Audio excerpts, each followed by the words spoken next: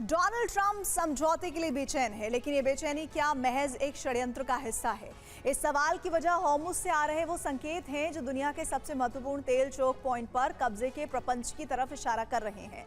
Experts की माने तो डोनाल्ड ट्रंप बहुत जल्द ईरान युद्ध 2.0 का आगाज कर सकते हैं और इस आशंका की वजह ईरान पर अमेरिका के छोटे छोटे हमले और ड्रोन घुसपैठ हैं जो बीते 10 दिन से जारी हैं। सवाल है, इन हमलों और ड्रोन घुसपैठ के पीछे ट्रंप का असली प्लान क्या, मकसद क्या है? और सुपर प्राइम टाइम में इसी पर एक्सक्लूसिव रिपोर्ट हम आपके लिए लेकर आए हैं। केश्म द्वीप के पास अमेरिकी ड्रोन नजर आया है। ये ड्रोन फारस की खाड़ी पार कर केश्म द्वीप पहुंचा। करीब 30 मिनट तक ईरानी एयर स्पेस में घूमता रहा। रडार पर ड्रोन नजर आते ही इसे तबाह कर दिया गया। माना जा रहा है कि अमेरिका ईरान पर हमले से पहले उसके डिफेंस सिस्टम की जांच कर रहा है, उनकी सटीक लोकेशन हासिल करना चाहता है ताकि फुल स्केल वॉर शुरू करने से पहले उन्हें तबाह कर ईरान के डिफेंस को नाकाम किया जा सके। साथ ही अमेरिका ये देखना चाहता है कि ईरानी अंडरग्राउंड मिसाइल बेस कितने वॉर रेडी हैं, ताकि ईरान जंग के दूसरे चरण की रणनीति को फाइनल किया जा सके। युद्ध विराम के बाद ईरान ने अपने सैन्य नेटवर्क को काफी हद तक दोबारा खड़ा कर लिया है। उसके डिफेंस सिस्टम शुरू हो चुके हैं।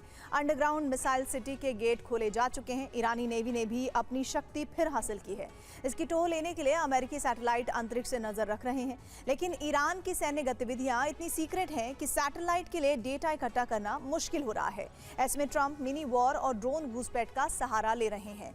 अमेरिका जब भी ईरानी एयर स्पेस में ड्रोन भेजता है, ईरान के रडार एक्टिवेट हो जाते हैं, जिससे रडार की लोकेशन अमेरिका को मिल जाती है और अमेरिकी सैटेलाइट को इसके सटीक कोऑर्डिनेट मिल जाते हैं। इन ड्रोन्स को तबाह करने या भगाने के लिए डिफेंस सिस्टम से हमले किए जाते हैं, जिससे डिफेंस सिस्टम की सटीक लोकेशन भी अमेरिका को मिल जाती है। मिनी वॉर के दौरान अमेरिका ईरान पर हमला करता है, जिसका प्रतिशोध लेने के लिए ईरान अपनी अंडरग्राउंड मिसाइल सिटी को एक्टिवेट करता है। मिसाइल सिटी से अरब में मौजूद अमेरिका के मित्र देशों पर हमले होते हैं। ये मिसाइल लॉन्चर मिसाइल सिटी के किस गेट से बाहर आते हैं, इसकी जानकारी भी अमेरिका लॉक कर लेता है। डोनाल्ड ट्रंप ने सिचुएशन रूम में बैठक की है। ये बैठक करीब 2 घंटे तक चली, जिसमें ईरान समझौते पर मंथन हुआ, लेकिन समझौते पर कोई निर्णय नहीं हो सका। इसी दौरान युद्ध को लेकर नई रणनीतियों पर भी चर्चा हुई। रिपोर्ट्स की माने तो अमेरिका होर्मुज की तरफ से हमले करेगा और उसका प्राइमरी टारगेट दक्षिणी ईरान होगा। इस ऑपरेशन में सबसे पहले पूरे देश में ब्लैकआउट किया जाएगा, जिसमें अमेरिका की साइलेंट बाकर सैटेलाइट ईरान मिलिट्री की सैटेलाइट को जाम कर देगी, जिससे युद्ध विराम के दौरान ईरान ने फिर से शुरू कर लिया है, जिससे कुछ ही सेकंड्स में स्थानीय IRGC हेडक्वार्टर का कनेक्शन पूरे देश से कट जाएगा। स्थानीय कमांडर तेहरान की केंद्रीय कमान से संपर्क नहीं कर पाएंगे। इसके बाद अमेरिकी साइबर कमांड ईरान के बिजली ग्रिड में मौजूद मेलवेयर वायरस को एक्टिवेट कर देगी, जो पहले से इसमें मौजूद होगा। इससे पूरा दक्षिणी ईरान अंधेरे में डूब जाएगा। फारस की खाड़ी से लेकर ओमान की खाड़ी तक ईरान से सटे इलाकों में हड़कंप मच जाएगा। बिजली सप्लाई कटने की वजह से एयर डिफेंस सिस्टम के रडार बंद हो जाएंगे। 40 दिन जंग के बाद ईरान ने अपने डिफेंस सिस्टम सीक्रेट लोकेशन पर डिप्लॉय किए हैं। हमले से पहले इनकी लोकेशन भले अमेरिका के पास हो, लेकिन फिर भी फाइनल चेक के लिए डिकॉय फाइटर जेट भेजे जाएंगे। रडार डीएक्टिवेट होने की वजह से ही रडार ऑपरेटर भ्रम में पड़ जाएंगे और इन्हें असली फाइटर जेट समझकर डिफेंस सिस्टम एक्टिवेट कर देंगे, जिससे डिफेंस सिस्टम की लोकेशन 100% कंफर्म होगी। इसके बाद F-35 फाइटर जेट से अमेरिका यहां अटैक करेगा ताकि गलती की कोई गुंजाइश ना रहे। ईरान के डिफेंस सिस्टम तबाह किए जाएंगे, जिसके बाद एक के बाद फिर से ईरान के एयर स्पेस पर पूरी तरह से अमेरिका का कब्जा हो जाएगा और अमेरिकी सेना आगे का ऑपरेशन शुरू कर पाएगी।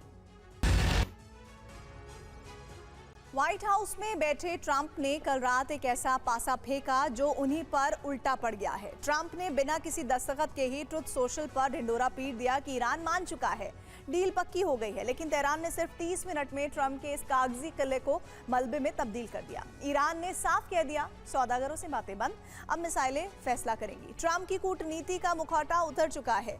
अब वो बौखलाहट में ईरान को तबाह करने का ब्लूप्रिंट बनाने जा रहे हैं, जबकि होर्मुज के मुहाने पर मुज्तबा ने ट्रंप को डेथ वारंट जारी करके अरब धधकने के संकेत दे दिए हैं। ट्रंप के झूठ की पोल खोल दी, ट्रंप के प्रोपेगेंडा को फेल कर दिया, ट्रंप की छल नीति को बेनकाब कर दिया।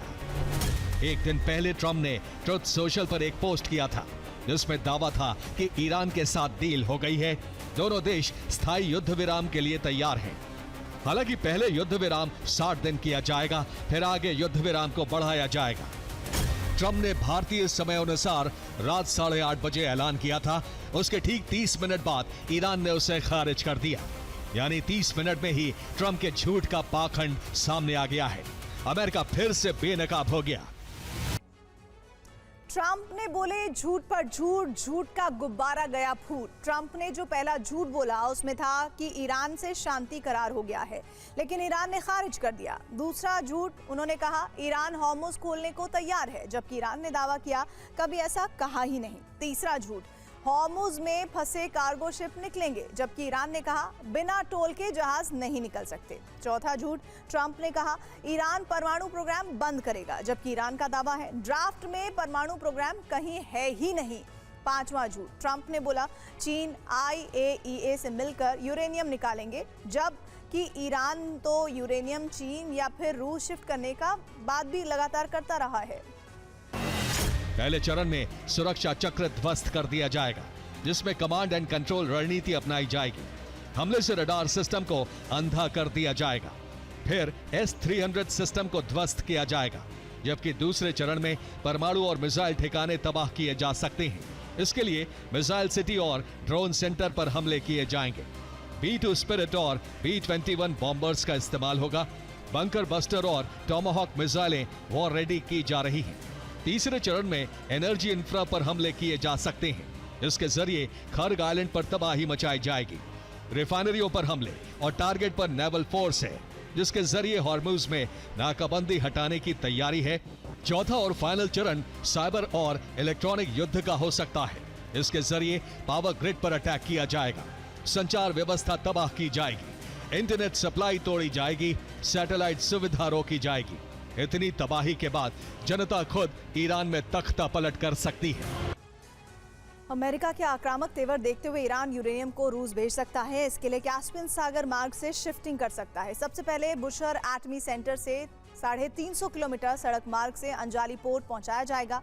इसके बाद कार्गो शिप 1200 किलोमीटर समंदर का सफर तय करके रूस के आस्ट्रखन पोर्ट तक पहुंचेगा। उसके बाद आस्ट्रखन पोर्ट से 1400 किलोमीटर रेल रूट के जरिए मॉस्को तक पहुंचाया जा सकता है। ऐसे ईरान अपने यूरेनियम को सुरक्षित कर सकता है। ईरान अमेरिका के टकराव में कूटनीतिक वार्ता की शुरुआत तो हुई, लेकिन आक्रामकता दोनों तरफ से कम नहीं हुई। इसका एक कारण यह है कि अमेरिका ने हॉर्मुज़ को ब्लॉक कर रखा है, जिससे ईरान की अर्थव्यवस्था दांव पर लग गई है। यही वजह भी है कि ट्रंप ये मानकर चल रहे हैं कि ईरान को एक ना एक दिन उनकी शर्तों के सामने झुकना पड़ेगा। लेकिन ईरान के तेवर अब तक नहीं बदले हैं, जो उसके मजबूत होने का प्रमाण है। तो क्या ईरान ने अपनी अर्थव्यवस्था को दांव पर लगाकर तीखे तेवर अपना लिए हैं? जवाब है नहीं, क्योंकि अपनी अर्थव्यवस्था संभालने के लिए ईरान ने पहले ही रास्ता तैयार कर लिया है। ट्रंप की नाकाबंदी ईरान ने बेअसर कर दी। इतिहास ये है कि ईरान अपना 90% कच्चा तेल खर्ग द्वीप के टर्मिनल से एक्सपोर्ट करता था। ये द्वीप फारस की खाड़ी में है, जहां से तेल ट्रांसपोर्टेशन के लिए जहाजों को स्ट्रेट ऑफ हॉर्मुज़ के सकरे रास्ते से गुजरना पड़ता है। लेकिन इसी समुद्री रास्ते पर अमेरिकी युद्धपोत नाकाबंदी कर चुके हैं। यानी ईरानी टैंकरों को अब स्ट्रेट ऑफ हॉर्मुज़ के व्यू में घुसने की जरूरत ही नहीं है। वो सीधे गहरे समंदर से तेल लोड कर सकते हैं और अमेरिकी नाकाबंदी को बेअसर कर सकते हैं।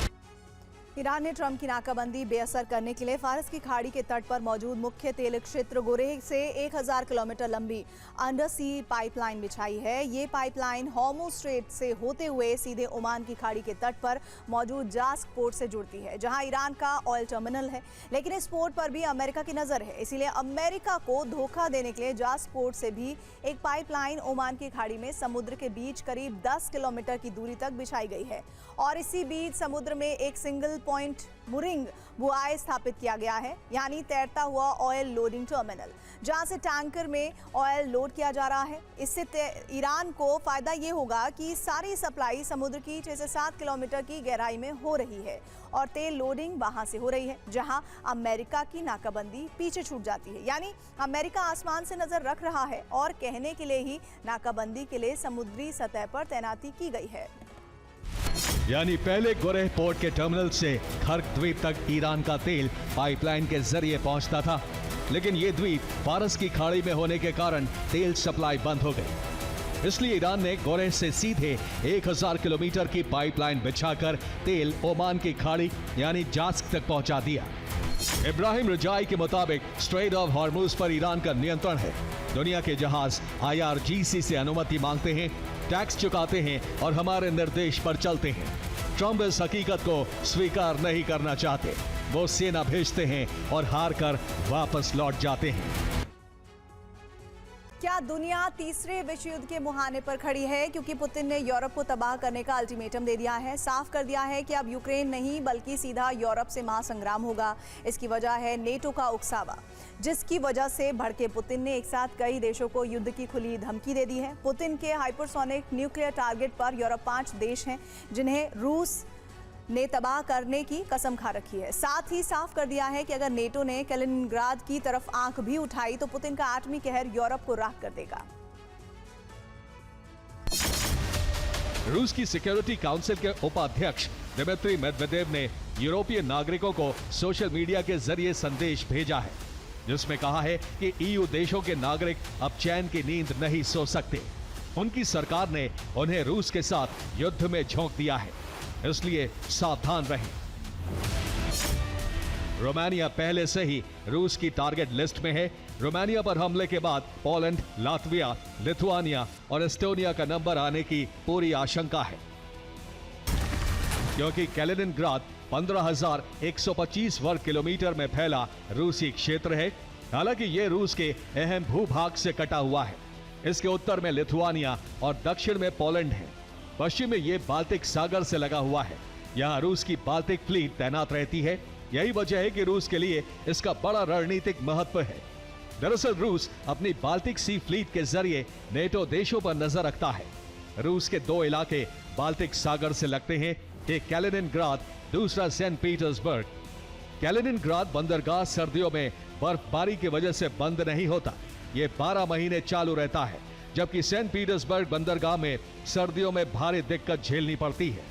यहाँ रूस के आइस ब्रेकर्स को बंदरगाह चालू रखने के लिए कड़ी मशक्कत करनी पड़ती है।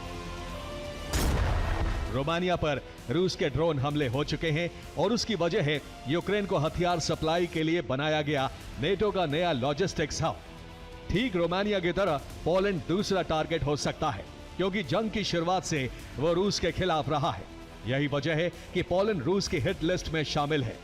तीनों बाल्टिक देश लातविया, लिथुआनिया और एस्टोनिया यूक्रेन को पश्चिमी देशों की सैन्य सहायता और हथियार पहुंचाते रहे हैं। अगर रूस अपनी सबसे शक्तिशाली हाइपरसोनिक मिसाइल ओरेश्निक इस्तेमाल करता है तो बेलारूस से रोमानिया की दूरी लगभग 800 से 900 किलोमीटर है। ओरेश्निक मिसाइल लगभग 5 से 8 मिनट के अंदर रोमानिया में तबाही मचा सकती है। पोलैंड से बेलारूस की दूरी 714 किलोमीटर है। ओरेश्निक मिसाइल को पोलैंड की दूरी तय करने में 11 मिनट का ही वक्त लगेगा। इसी तरह लातविया, जो लगभग 412 किलोमीटर की दूरी पर है, वहां ओरेश्निक लगभग 2 से 4 मिनट में विध्वंस मचा सकती है। लिथुआनिया तो सिर्फ 185 से 350 किलोमीटर की दूरी पर है, जहां ओरेश्निक 4 सेकंड से 1 मिनट के भीतर पहुंच सकती है। एस्टोनिया से बेलारूस की दूरी 573 किलोमीटर है, जिसे पुतिन की घातक मिसाइल 3 से 5 मिनट में बर्बाद कर देगी। कीव सहित यूक्रेन के 10 से ज्यादा शहरों पर हमले के बाद ज़ेलेंस्की का धैर्य खत्म हो चुका है। भले ही कीव के पास हथियारों की कमी हो, लेकिन लॉन्ग रेंज ड्रोन के मामले में वो आत्मनिर्भर हो चुका है। इसी ताकत का प्रदर्शन कर यूक्रेन ने रूस के शहरों पर अग्निवर्षा कर दी है। रूसी नेवी का बेस, एक बड़ा पोर्ट इसका टारगेट बने हैं। इसके साथ ही रूस के कई शहरों पर यूक्रेन ने बारूद बरसाया है। यूक्रेन के ड्रोन रोकने में रूसी एयर डिफेंस सिस्टम भी नाकाम हो रहे हैं और इसीलिए रूसी नेवी पर जुगाड़ सिस्टम पर शिफ्ट कर रही है। देखिए क्या है यूक्रेन के ड्रोन रोकने की जुगाड़ नीति। नोवरोसिस्क नेवल बेस पर 30 मई की सुबह हमले किए गए। इस हमले में रूस के caliber missile cruise carrier frigate ship को क्षति पहुंची है। रिपोर्ट है कि यूक्रेन ने FP-1 और FP-2 ड्रोन से हमले किए हैं। ये यूक्रेन के स्वदेशी एडवांस ड्रोन हैं। 1 महीने में ये रूसी नेवी के जहाजों पर चौथा हमला है। यूक्रेन की राजधानी कीव के आसमान में मौत मंडरा रही है। आज रात यूक्रेन के इतिहास की सबसे भयानक रात होने वाली है। राष्ट्रपति वोलोदिमीर ज़ेलेंस्की ने पूरी दुनिया के सामने थरथराते हुए दावा किया हुआ है, व्लादिमीर पुतिन का गुस्सा अब तक के सबसे बड़े विनाश के रूप में यूक्रेन पर टूटने वाला है। आज की रात यूक्रेन के लिए कयामत की रात साबित हो सकती है। इसका ब्लूप्रिंट क्रेमलिन ने तैयार कर लिया है। हमारे पास खुफिया जानकारी है कि रूस बड़े पैमाने पर हमले की तैयारी कर रहा है। हवाई हमले के अलर्ट पर ध्यान दें और बंकरों में सुरक्षित रहें। इसके लिए पहले चरण में सैकड़ों कामिकाज़े ड्रोन दागे जाएंगे जो यूक्रेन के डिफेंस सिस्टम को उलझाएंगे। उसके बाद सैकड़ों मिसाइलें यूक्रेन के हर हिस्से में तबाही मचाएंगी।